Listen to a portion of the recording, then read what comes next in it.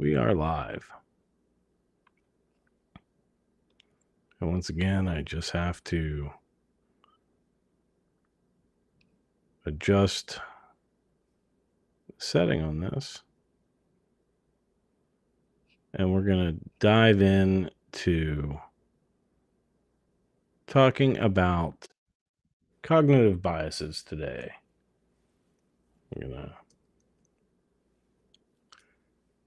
better quit my email so that isn't chiming in. All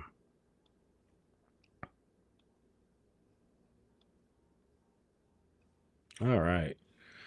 So today, I want to talk, since this is about, taking back control of our mind from everything that influences us. That's what I want MK Monday to be about. And what we have to do is recognize that, with our thinking, we have cognitive biases that influence us. Now, this affects everyone. There's no avoiding it, right? A cognitive bias is a naturally occurring error in our thinking that affects all of our decisions and our judgments. So the reason for that is our brain is, it's this powerful supercomputer, and it's always trying to do the most efficient thing, right? And a lot of times the way to be most efficient is to create shortcuts. Find a quicker way to get things done. So our brain will create shortcuts instead of using like the, writing out everything, doing that logical reasoning. Downside to that is when we take these shortcuts, it leaves room open for error. And this is where cognitive bias gets created. So it's important to remember that this happens to us all the time, every single day, right? We all have cognitive biases that are going to affect us. There's no way to avoid it. We're simply wired for it.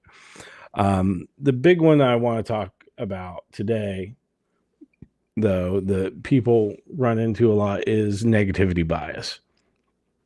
So this is because negative or heavy emotions tend to outweigh positive ones.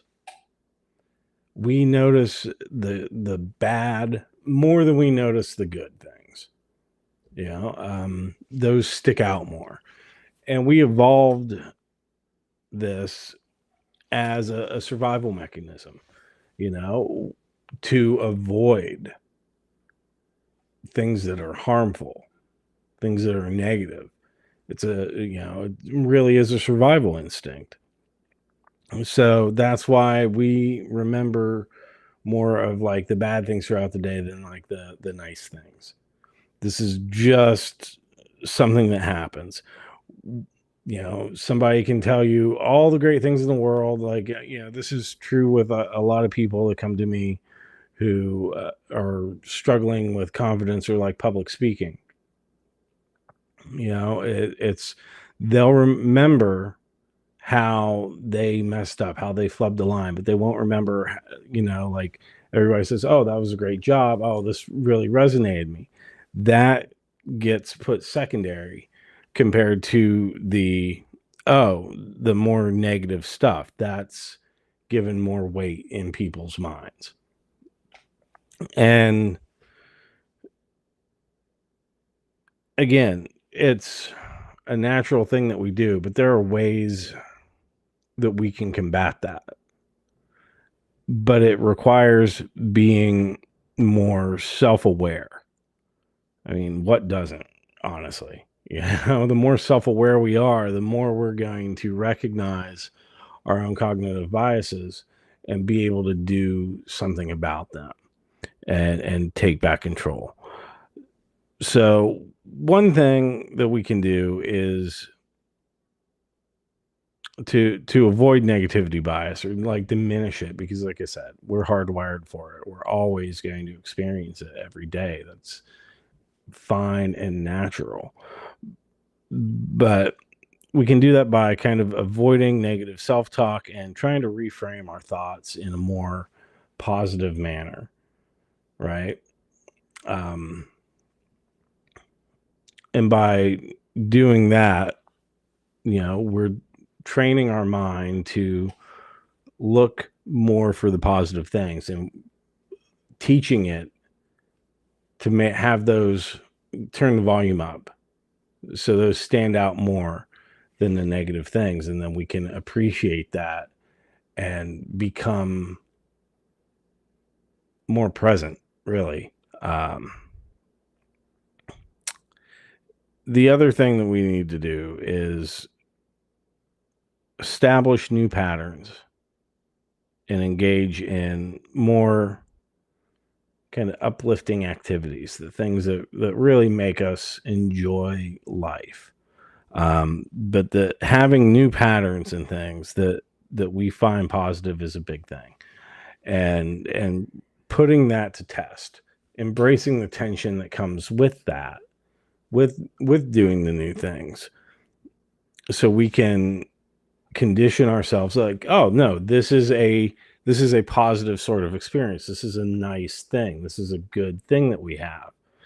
And when we do that, the more we do that, the stronger the positive experiences will become, and the less impact the negative ones will have on us. And this is something with hypnosis, like if fear and phobias, these are a big thing. You need to go put it into action. You can come in and we'll do a session and you'll leave, but if you're not actually doing the thing, you're not training your mind to accept the new programming fully, this new pattern that you've established. Um, so like if you're afraid of flying, don't, and you go to a hypnotist, don't wait 2 years before you go on a plane. Get out there and test it and then see how much easier it is for you then, while this idea is fresh, because that is going to reinforce it. And then you won't see it as such a negative experience. And then, the phobia will just drift away, fade away. But we have to rewrite that the negativity bias and associate it with more positive things. And it does take more for positive experiences to be remembered. So we have to really take time and energy and focus on them so they get put into our long-term memory, and that pattern is established. Um,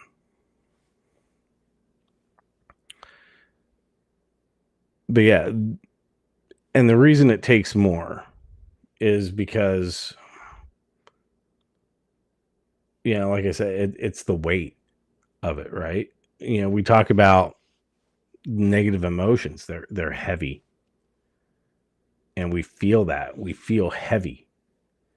But then when things are lighter, when we're up in like, courage, acceptance, love, and peace, we feel lighter. We feel flowing. It's this good feeling. So establishing that and really raising our baseline to be up in courage and all that is kind of the important thing to do. Um, the other thing that holds us back is another cognitive bias called loss aversion bias. So this is when the fear of loss outweighs the potential gain that you might get. So this is why people avoid opportunity. This is why people won't invest in themselves to change things so they could get the things that they want. They will stop and go, oh, what if this doesn't work? Is that negative self-talk, and this can also feed into that negativity bias as well. Um, but what we want to do is remove that fear of loss and give ourselves an opportunity to have a positive experience. And then we'll see, okay, what am I actually losing here? Nothing. If it's what you really want, if it's something you want to go after, you have more to gain. But subconsciously, the mind is always trying to protect us. It's trying to keep us safe. That's where the negativity bias comes from. It wants to protect us from things. It wants to avoid discomfort at all costs. And nothing is more frightening to the subconscious mind than the unknown. So that's where, these kind of come in. We'll have that aversion to loss that will hold us back, that will keep us from trying new things, from, like I said, from investing in ourselves to improve our situations, because the mind wants to keep us in the same place,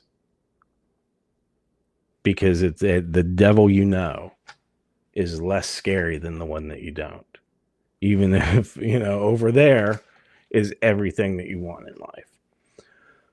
And the key to really getting over these is having that self-awareness of what our own cognitive biases are when we're experiencing that loss aversion bias or the negativity bias, and accepting it for what it is, and not beating ourselves up about it, and not feeling bad, because we're afraid,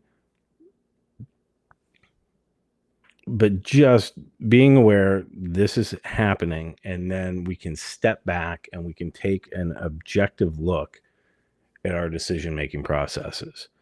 And it's really about giving yourself the space to separate from your emotions and the decision-making process. And that, it's a lot of like accepting instead of associating into, because you're not your emotions, you're not your thoughts. These are things that you experience that shape our reactions, that shape our decision making. And when we can step back from that, when we can accept it, like, these are messages that our body is telling us, then we can look at it objectively, and we can then decide as best we can, knowing that we're going to have these biases associated with it, what's the right call and what isn't, versus just being reactive immediately to whatever we're feeling. So the reason I keep this back here, the giant robot mug, is because, this is basically what we are. We are giant robots.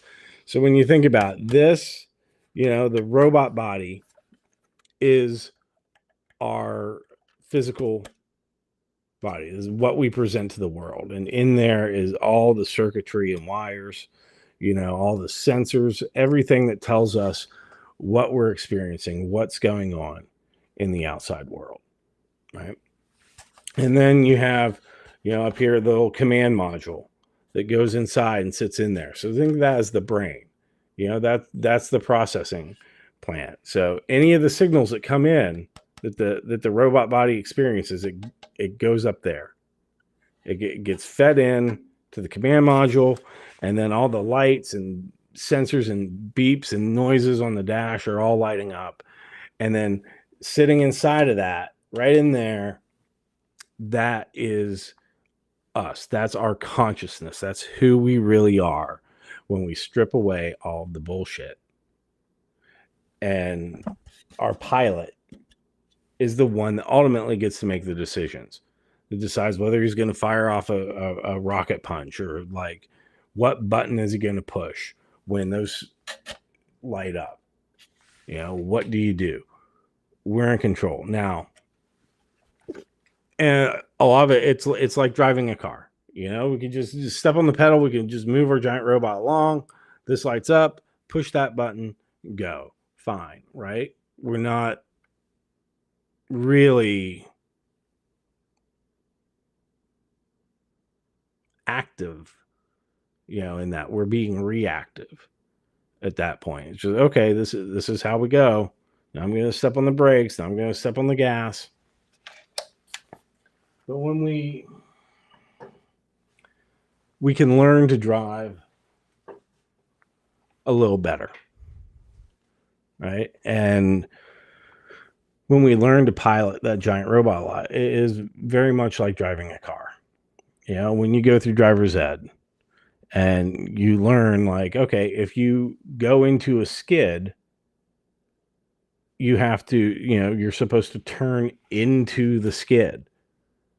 It's very counterintuitive, because if you're going like this and you're about to fly off the road, your gut instinct is to go the opposite direction to get you back on. But that just makes things worse. And that's what being reactive to our emotions and letting these cognitive biases run our life is like. If you're sliding, you need to come to a quick stop. You pump the brakes gently. You don't just slam on them, and this is something that we have to learn. And then we have to put into practice. And it takes that awareness of it. And when it comes to overcoming these biases, this is very much the same thing as we learn to pilot, our giant robot better. But we have to become self-aware of what they are, how they affect us, and when they come up, and what it feels like in the body when it happens.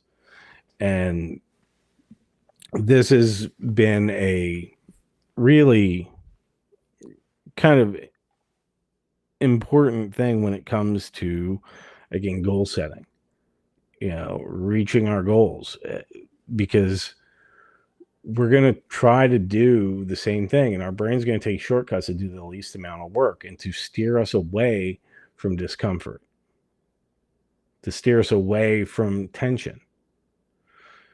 But we have to embrace it when it's uncomfortable, because in that moment, that when we're feeling that tension, that is where the growth occurs, right?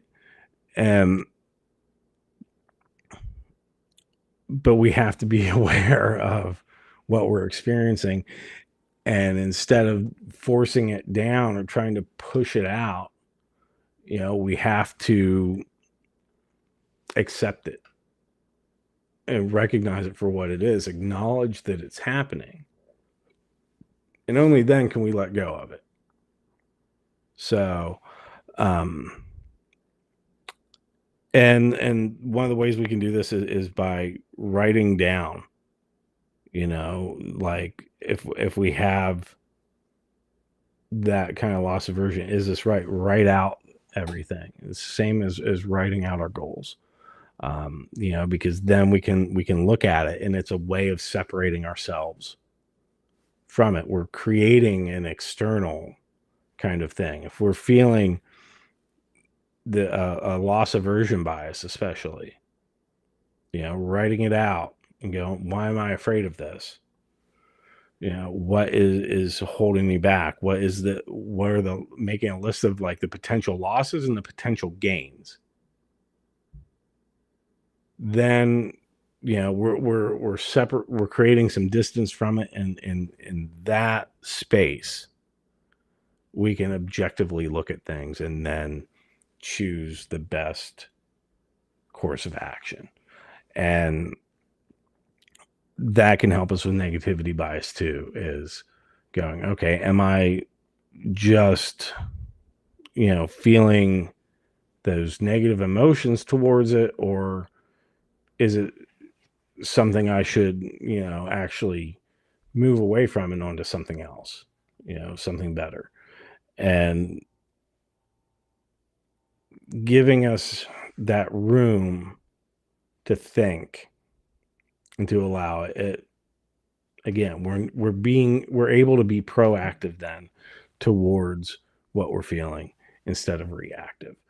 And I think that's something that is incredibly important as we go through life, as we try to get our goals. Um, but we have to embrace the tension that comes with it and realize that these are going to happen. These do happen. They happen every day, and it's okay. And I think the number one thing that keeps us from changing are these two biases: negativity bias and loss aversion bias. I especially see that in clients, which is like there's that fear of giving something up because, again, a fear is something that's supposed to protect us. On some level, that's what's happening. Is this keeps us safe. This benefits us in some way, even when it quits being beneficial and starts being a hindrance to getting to where we want to go. Um, but when we can reframe that as in, if I let go of this, I gain so much more, then the subconscious is more likely to accept it and more willing to accept it. And then we can make changes and really start seeing growth. But we have to first accept what's happening and welcome it in order to let it go. So I think that is all I've got today. I hope that's been helpful or informative in some way.